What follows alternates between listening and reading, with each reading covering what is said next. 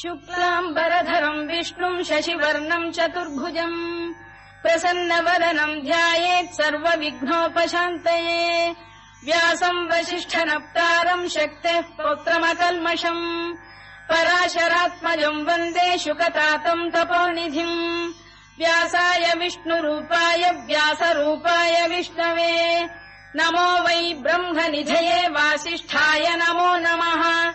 अविकाराय शुद्धाय नित्याय परमात्मने सदैकरूपरूपाय विष्णवे सर्वजिष्णवे यस्य स्मरणमात्रेण जन्म संसारबन्धनात् विमुच्यते नमस्तस्मै विष्णवे प्रभविष्णवे ॐ नमो विष्णवे प्रभविष्णवे श्रीवैशम्पायन उवाच श्रुत्वा धर्मानशेषेण पावनानि च सर्वशः युधिष्ठिरः शान्तनवम् पुनरेवाभ्यभाषत युधिष्ठिर उवाच किमेकम् दैवतम् लोके किम् वाप्येकम् परायणम् स्तुवन्तः कङ्कमर्चन्तः प्राप्नुयुर्मानवा शुभम् को धर्मः सर्वधर्माणाम् भवतः परमो मतः किम् जपन्मुच्यते जन्तुर्जन्म संसारबन्धनात् श्रीभीष्म उवाच जगत्प्रभुम् देवदेवमनन्तम् पुरुषोत्तमम् स्तुवन्नाम सहस्रेण पुरुषः सततोत्थितः तमेव चार्चयन्नित्यम् भक्त्या पुरुषमव्ययम् ध्यायम् स्तुवन् नमस्यम् च यजमानस्तमेव च अनादिनिधनम् विष्णुम् सर्वलोकमहेश्वरम् लोकाध्यक्षम् स्तुवन्नित्यम् सर्वदुःखातिगो भवेत् ब्रह्मण्यम् सर्वधर्मज्ञम् लोकानाम् कीर्तिवर्धनम् लोकनाथम् महद्भूतम् सर्वभूतभवोद्भवम् एष मे सर्वधर्माणाम् धर्मोऽधिकतमो मतः यद्भक्त्या पुण्डरीकाक्षम् स्तवैरच्चेन्नरः सदा परमम् यो महत्तेजः परमम् यो महत्तपः परमम् यो महद्ब्रह्म परमम् यः परायणम् पवित्राणाम् पवित्रम् यो मङ्गलानाम् च मङ्गलम् दैवतम् देवतानाम् च भूतानाम् यो व्ययपिता यतः सर्वाणि भूतानि भवन्त्यादियुगागमे यस्मिंश्च प्रलयम् यान्ति पुनरेव युगक्षये तस्य लोकप्रधानस्य जगन्नाथस्य भूपते विष्णोर्नाम सहस्रम् मे शृणु पापभयापहम् यानि नामानि गौणानि विख्यातानि महात्मनः ऋषिभिः परिगीतानि तानि वक्ष्यामि भूतये ऋषिर्नाम्नाम् सहस्रस्य वेदव्यासो महामुनिः छन्दोऽनुष्टुप् तथा देवो भगवान् देवकीसुतः अमृतांशुद्भवो बीजम् शक्तिर्देवकी नन्दनः त्रिसामाहृदयम् तस्य शान्त्यर्थे विनियुज्यते विष्णुम् जिष्णुम् महाविष्णुम् प्रभविष्णुम् महेश्वरम् अनेकरूपदैत्यान्तम् नमामि पुरुषोत्तमम् अस्य श्रीविष्णोर्दिव्यसहस्रनामस्तोत्रमहामन्त्रस्य श्रीवेदव्यासो भगवान् ऋषिः अनुष्टुप्छन्दः श्रीमहाविष्णुः परमात्मा श्रीमन्नारायणो देवता अमृतांशुद्भवो भानुरिति बीजम् देवकी नन्दन श्रेष्ठेति शक्तिः उद्भवः क्षोभणो देव इति परमो मन्त्रः शङ्खबृन्नन्दकी चक्रीति कीलकम् शार्ङ्गधन्वा गदाधर इत्यस्त्रम् रथाङ्गपाणिरक्षोभ्य इति नेत्रम् त्रिसामासामजः सामेति कवचम् आनन्दम् परब्रह्मेति योनिः ऋतुः सुदर्शनकाल इति दिग्बन्धः श्रीविश्वरूप इति ध्यानम्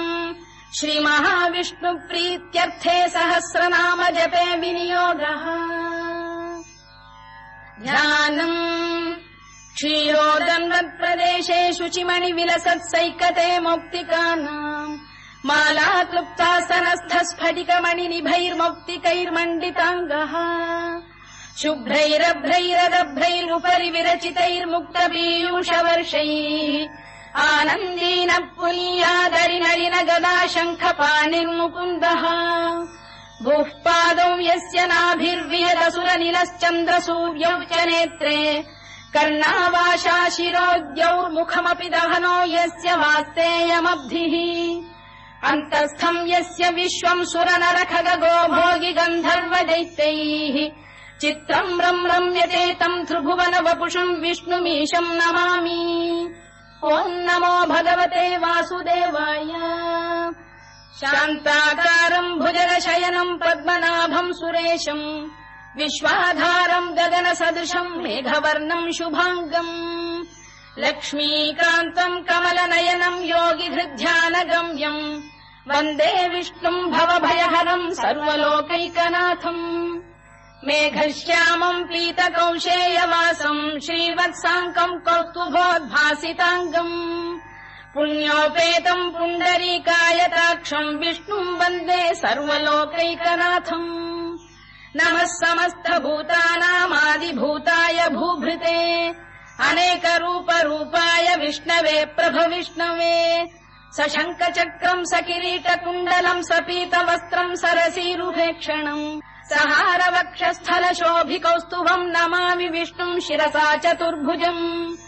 छायायाम् पारिजातस्य हेमसिंहासनोपरि आसीनमम्बुदश्याममायताक्षमलङ्कृतम् चन्द्राननम् चतुर्बाहुम् श्रीवत्साङ्कितवक्षसम् रुक्मिणी सत्यभामाभ्याम् सहितम् कृष्णमाश्रये।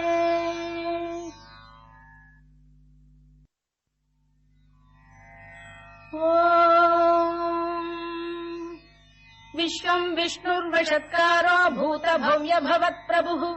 भूतकृद्भूतवृद्भावो भूतात्मा भूतभावनः भूतात्मा परमात्मा च मुक्तानाम् परमागतिः अव्ययः पुरुषः साक्षी क्षेत्रज्ञोऽक्षर एव च योगो योगविदाम् नेता प्रधानपुरुषेश्वरः नारसिंहवपुः श्रीमान् केशवः पुरुषोत्तमः सर्वः शर्वः शिवस्थाणुर्भूतादिर्निधिरव्ययः सम्भवो भावनो भर्ता प्रभवः प्रभुरीश्वरः स्वयम्भूः शम्भुरादित्यः पुष्कराक्षो महास्वनः अनादिनिधनो धाता विधाता धातुरुत्तमः अप्रमेयो ऋषिकेशः पद्मनाभोऽमरप्रभुः विश्वकर्मा मनुस्पष्टा स्थविष्ठस्थविरो ध्रुवः अग्राह्यः शाश्वतः कृष्णो लोहिताक्षप्रदर्दनः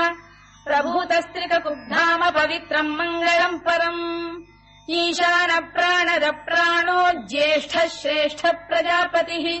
हिरण्यगर्भो भूगर्भो माधवो मधुसूदनः ईश्वरो विक्रमी धन्वी मेधावी विक्रमक्रमः अनुत्तमो दुराधर्ष्य कृतज्ञकृतिरात्मवान् सुरेशः शरणम् शर्म विश्वरेता प्रजाभवः अधः संवत्सरो व्यालप्रत्ययः सर्वदर्शनः अजः सर्वेश्वरः सिद्धः सिद्धिः सर्वादिरच्युतः वृषाकपिरमेयात्मा सर्वयोगविनिसृतः वसुर्वसुमनः सत्यः समात्मा संमितः समः अमोघः पुण्डरीकाक्षो वृषकर्मा वृषाकृतिः रुद्रो बहुशिरा बभ्रुर्विश्वयोनिः शुचिश्रवाः अमृतः शाश्वतस्थाणुर्वरारोहो महातपाः सर्वगः सर्वविद्भानुर्विश्वक्सेनो जनार्दनः वेदो वेदविदव्यङ्गो वेदाङ्गो वेदवित्कविः लोकाध्यक्षः सुराध्यक्षो धर्माध्यक्षकृताकृतः चतुरात्मा चतुर्व्यूहश्चतुर्दंष्टश्चतुर्भुजः भ्राजिष्णुर्भोजनम् भोक्ता सहिष्णुर्जगदादिजः अनघो विजयो जेता विश्वयोनिः पुनर्वसुः उपेन्द्रो वामनः प्रांशुरमोघः शुचिरूर्जितः अतीन्द्रः सङ्ग्रहः सर्गो धृतात्मा नियमो यमः वेद्यो वैद्यः सदा योगी वीरः माधवो मधुः अतीन्द्रियो महामायो महोत्साहो महाबलः महाबुद्धिर्महावीर्यो महाशक्तिर्महाद्युतिः अनिर्देश्य वपुः श्रीमान् अमे आत्मा महादृधृत् महेश्वासो महीभर्ता श्रीनिवासः सताङ्गतिः अनिरुद्धः सुरानन्दो गोविन्दो गोविदाम्पतिः मरीचिर्दमनो हंसः सुपर्णो भुजगोत्तमः हिरण्यनाभः सुतपाः पद्मनाभः प्रजापतिः अमृत्युः सर्वदृक्सिंहः सन्धाता सन्धिमान् स्थिरः अजो दुर्मर्शनः शास्ता विश्रुतात्मा सुरारिः गुरुर्गुरुतमो धाम सत्यः सत्यपराक्रमः निमिषो निमिषस्रग्वी वाचस्पतिरुदारधीः अग्रणीर्ग्रामणी श्रीमान् न्यायो नेता समीरणः सहस्रमूर्धा विश्वात्मा सहस्राक्षः सहस्रपात् आवर्तनो निवृत्तात्मा संवृतः सम्प्रमर्दनः अधः संवर्तको वह्निरनिलो धरणीधरः सुप्रसाद प्रसन्नात्मा विश्वधृक् विश्वभुग्विभुः सत्कर्ता सत्कृतः साधुर्जह्नुर्नारायणो नरः असङ्ख्येयो प्रमेयात्मा विशिष्टः शिष्टकृच्छुचिः सिद्धार्थः सिद्धसङ्कल्पः सिद्धिदः सिद्धिसाधनः वृषाही वृषभो विष्णुर्वृषपर्वा वृषोदरः वर्धनो वर्धमानश्च विविक्तः श्रुतिसागरः सुभुजो दुर्धरो वाग्मी महेन्द्रो वसुदो वसुः नैकरूपो बृहद्रूपः शिपिविष्टप्रकाशनः ओजस्तेजोऽब्जुदिधरः प्रकाशात्मा प्रतापनः ऋद्धः स्पष्टाक्षरो मन्त्रश्चन्द्रांशुर्भास्करद्युतिः अमृतांशुद्भवो भानुः शशबिन्दुः सुरेश्वरः औषधम् जगतः सेतुः सत्यधर्मपराक्रमः भूतभव्यभवन्नाथ पवनः पावनो नरः कामः कामकृत्कान्तः कामः कामप्रदप्रभुः युगादिकृद्युगावर्तो नैकमायो महाशनः अदृश्यो व्यक्तरूपश्च सहस्रजिदनन्तजित् इष्टो विशिष्टः शिष्टेष्टः शिखण्डी नघुषो वृषः क्रोधः क्रोधकृत्कर्ता विश्वबाहुर्महीधरः अच्युत प्रथित प्राण प्राणदो वासवानुजः अपाम् निधिरधिष्ठानमप्रमत्त प्रतिष्ठितः स्कन्द स्कन्दधरो धुर्यो वरदो वायुवाहनः वासुदेवो बृहद्भानुरादिदेवः पुरन्दरः अशोकस्तारणस्तारः शूरः शौरिर्जनेश्वरः अनुकूलः शतावर्तः पद्मी पद्मनिभेक्षणः पद्मनाभोरविन्दाक्षः पद्मगर्भः शरीरभृत् महर्धिर्वृद्धो वृद्धात्मा महाक्षो गरुडध्वजः अतुलः शरभो भीमः समयज्ञो हविर्हरिः सर्वलक्षणलक्षण्यो लक्ष्मीवान् समितिञ्जयः विक्षरो रोहितो मार्गो हेतुर्दामोदरः सः महीधरो महाभागो वेगवानमिताशनः उद्भवः क्षोभणो देवः श्रीगर्भः परमेश्वरः करणम् कारणम् कर्ता विकर्ता गहनो गुहः व्यवसायो व्यवस्थानः संस्थानस्थानदो ध्रुवः परद्धिः परमस्पष्टः तुष्टः पुष्टः शुभेक्षणः रामो विरामो विरतो मार्गो नेयोनयोनयः वीरः शक्तिमताम् श्रेष्ठो धर्मो धर्मविदुत्तमः वैकुण्ठः पुरुष प्राण प्राणद प्रणव पृतुः हिरण्यगर्भः शत्रुघ्नो व्याप्तो वायुरभोक्षजः ऋतुः सुदर्शनकाल परमेष्ठी परिग्रहः उग्रः संवत्सरो दक्षो विश्रामो विश्वदक्षिणः विस्तारस्थावरस्थाणुप्रमाणम् बीजमव्ययम् अर्थोऽनर्थो महाकोशो महाभोगो महाधनः अनिर्विण्णस्थविष्ठो भूर्धर्मयूपो महामखः नक्षत्रनेमिर्नक्षत्री क्षमः क्षामः समीहनः यज्ञयुज्यो महेद्यश्च क्रतुः सत्रम् सताम् गतिः सर्वदर्शी विमुक्तात्मा सर्वज्ञो ज्ञानमुत्तमम्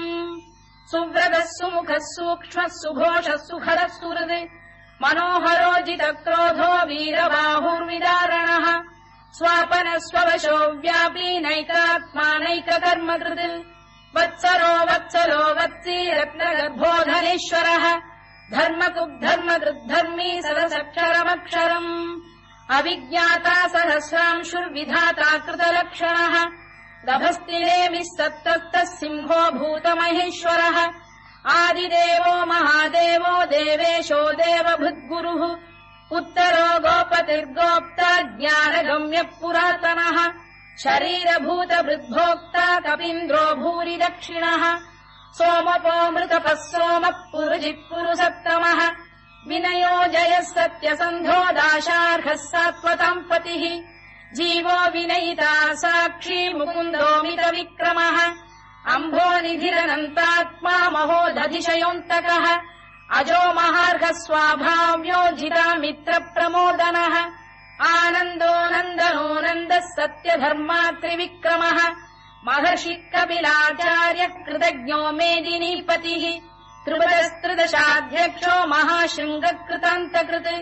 महावराहो गोविन्दः सुषेणः कनकाङ्गिनी गुह्यो गभीरो गहनो गुप्तश्चक्रगदाधरः मेधास्वाङ्गो जितः कृष्णो दृढः सङ्कर्षणोच्युतः वरुणो वारुणो वृक्षः पुष्कराक्षो महामनाः भगवान् बलहानन्दी वनमाली हलायुधः आदित्यो ज्योतिरादित्यः सहिष्णुर्गतिसप्तमः सुधन्वाखण्ड परशुर्दारुणो द्रविणप्रदः दिवस्पृक् सर्वदृग्व्यासो वाचस्पतिरयो निजः त्रिसामासामगः साम निर्वाणम् भेषजम् भिषज सन्न्यासकृच्छमः शान्तो निष्ठा शान्तिपरायणम् शुभाङ्गः शान्तिदः स्रष्टा कुमुदः कुवलेशयः गोहितो गोपतिर्गोप्ता वृषभाक्षो वृषप्रियः अनिवर्ती निवृत्तात्मा संक्षेप्ता क्षेमकृच्छिवः श्रीवत्सवक्षः श्रीवासः श्रीपतिः श्रीमताम्बरः श्रीधः श्रीशः श्रीनिवासः श्रीनिधिः श्रीविभावनः श्रीधर श्रीकर श्रेयः श्रीमान् लोकत्रयाश्रयः स्वक्षस्वङ्गः शतानन्दो नन्दिर्ज्योतिर्गणेश्वरः विजितात्मा विधेयात्मा सत्कीर्तिश्छिन्न संशयः उदीर्णः सर्वतश्चक्षुरनीशः शाश्वतस्थिरः भूषयो भूषणो भूतिर्विशोकः शोकनाशनः अर्चिष्मानर्चितः कुम्भो विशुद्धात्मा विशोधनः अनिरुद्धो प्रतिरथ प्रद्युम्नोमित विक्रमः कालनेमिनिः वीरः शौरिः शूरजनेश्वरः त्रिलोकात्मा त्रिलोकेशः केशवः केशिहा हरिः कामदेवः कामपालः कामी कान्तकृतागमः अनिर्देश्य वपुर्विष्णुर्वीरोऽनन्तो धनञ्जयः ब्रह्मण्यो ब्रह्मकृद्ब्रह्मा ब्रह्म ब्रह्मविवर्धनः ब्रह्मविब्राह्मणो ब्रह्मी ब्रह्मज्ञो ब्राह्मणप्रियः महाक्रमो महाकर्मा महातेजा महोरगः महाक्रतुर्महायज्वा महायज्ञो महाहविः स्तव्यस्तव प्रियस्तोत्रम् स्तुतिस्तोतारणप्रियः पूर्णः पूरयिता पुण्यः पुण्यकीर्तिरनामयः मनोजवस्तीर्थकरो वसुरेता वसुप्रदः वसुप्रदो वासुदेवो वसुर्वसुमनाहविः सद्गतिः सत्कृतिः सत्ता सद्भूतिः सत्परायणः शूरसेनो यदुश्रेष्ठः सन्निवासः सुयामुनः भूतावासो वासुदेवः सर्वासु निलयो नलः दर्पः दर्पदो दृप्तो दुर्धरोऽथा पराजितः विश्वमूर्तिर्महामूर्तिर्दीप्तमूर्तिरमूर्तिमान् अनेकमूर्तिरव्यक्तः शतमूर्तिः शताननः एकोनैकः सवक्कः किम् यत्तत्पदमनुत्तमम् लोकबन्धुर्लोकनाथो माधवो भक्तवत्सलः सुवर्णवर्णो हेमाङ्गो वराङ्गश्चन्दनाङ्गदी वीरः विषमः शून्यो घृता शीरचरश्चलः अमानी मानदो मान्यो लोकस्वामी त्रिलोकधृत् सुमेधा मेधजो धन्यः सत्यमेधाधराधरः तेजो वृषोद्युतिधरः सर्वशत्रुभृताम्बरः प्रग्रहो निग्रहो व्यग्रो नैकशृङ्गो गदाग्रजः चतुर्मूर्तिश्चतुर्बाहुश्चतुर्व्यूहश्चतुर्गतिः चतुरात्मा चतुर्भावश्चतुर्वेदविदेकपात्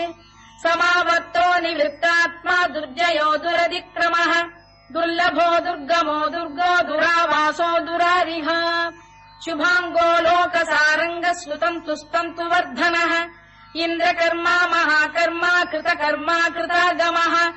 उद्भवः सुन्दरः सुन्दरो रत्ननाभः सुलोचनः अर्को वाजसनः शृङ्गी जयन्तः सर्वविजयी सुवर्णबिन्दुरक्षोभ्यः सर्ववागीश्वरेश्वरः महाह्रदो महागर्तो महाभूतो महानिधिः कुमुदः कुन्दरः कुन्दः पर्जन्यः पावनो निलः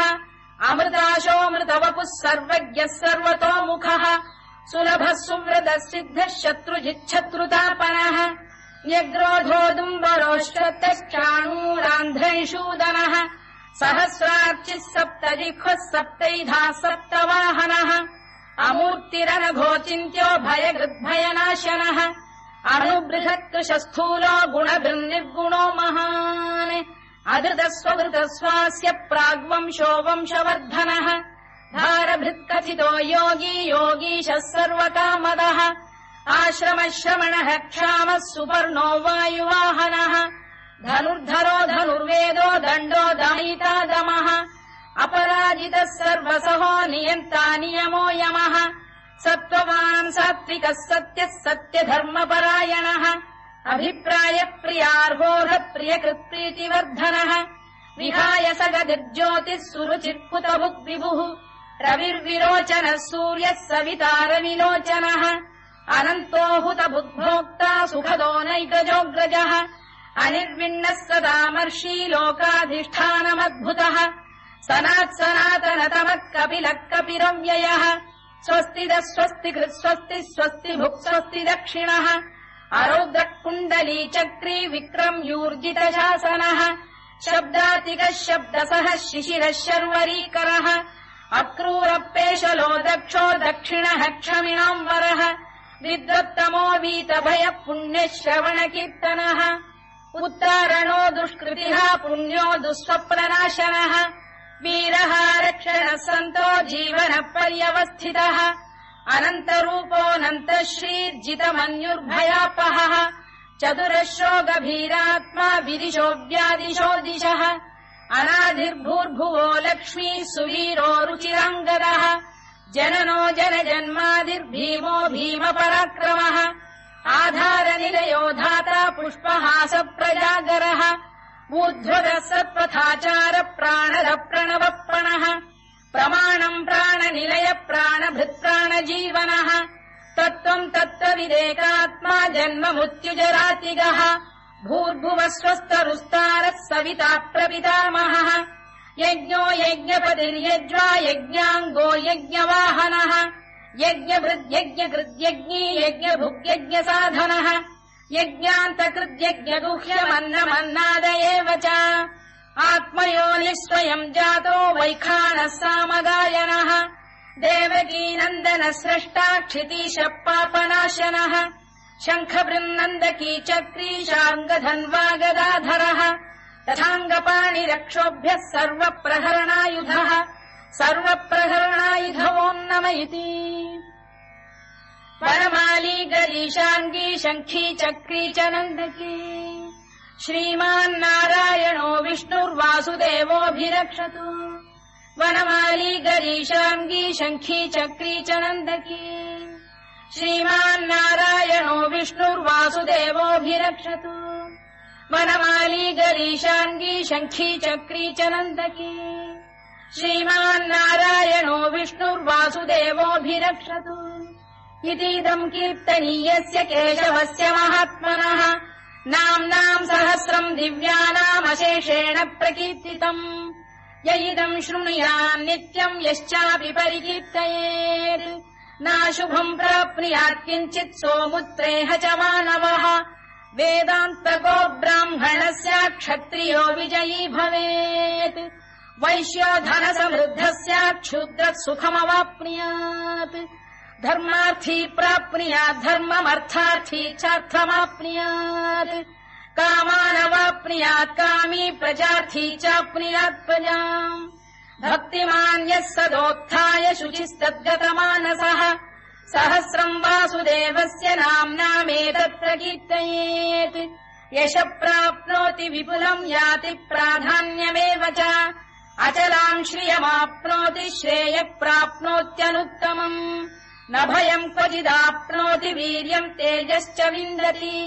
भवत्यरोगोद्युतिमान् बलरूपगुणान्वितः रोगार्तो मुच्यते रोगात् बद्धो मुच्येत बन्धनात्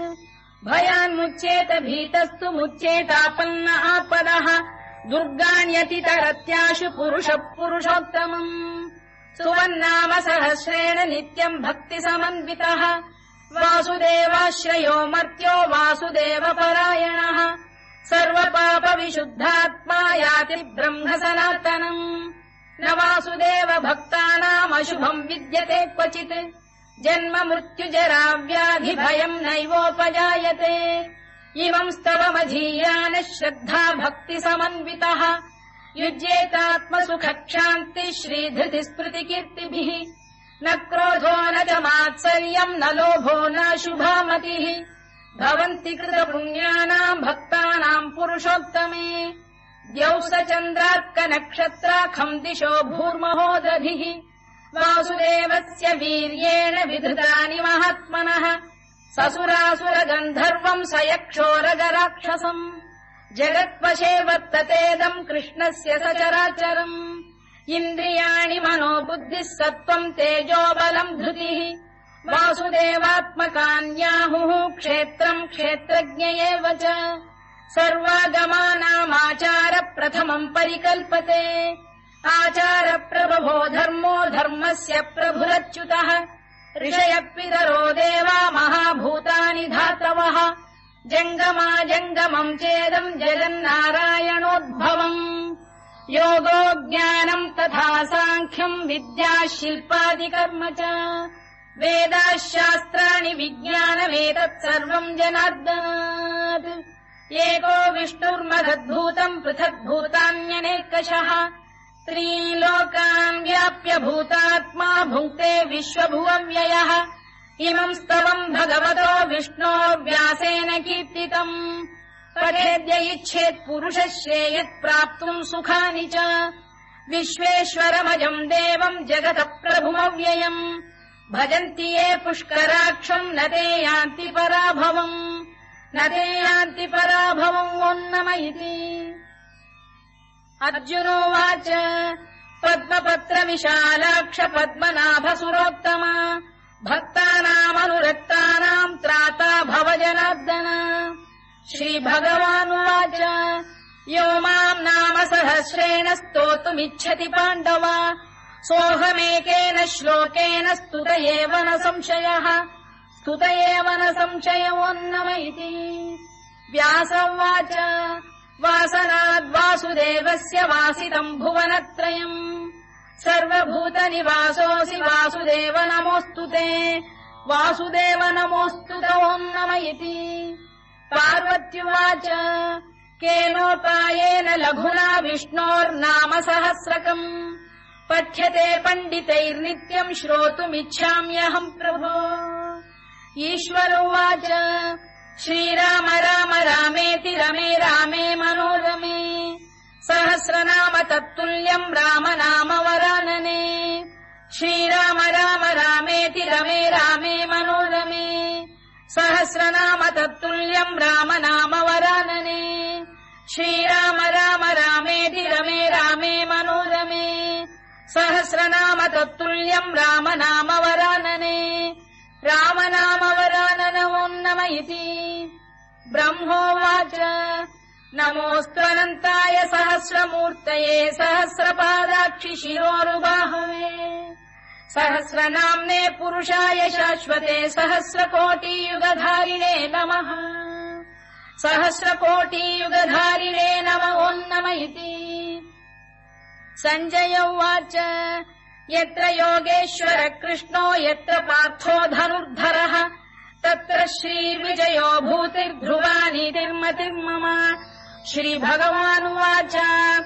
अनन्याश्चिन्तयन्तो मां ये जनाः पर्युपासते तेषाम् नित्याभियुक्तानां योगक्षेमम् वहाम्यहम् परित्राणाय साधूनाम् विनाशाय च दुष्कृताम् धर्म संस्थापनार्थाय सम्भवामि युगे युगे आर्ता विषण्णाः शिथिलाश्च भीता घोरेषु च व्याधिषु वर्तमानाः संकीर्त्य नारायण शब्दमात्रम् विमुक्तदुःखाः सुखिनो भवन्तु कायेन वाचा मनसेन्द्रियैर्वा बुद्ध्यात्मना वा प्रकृते स्वभावात् करोमि यद्यत् सकलम् परस्मै नारायणायेति समर्पयामि।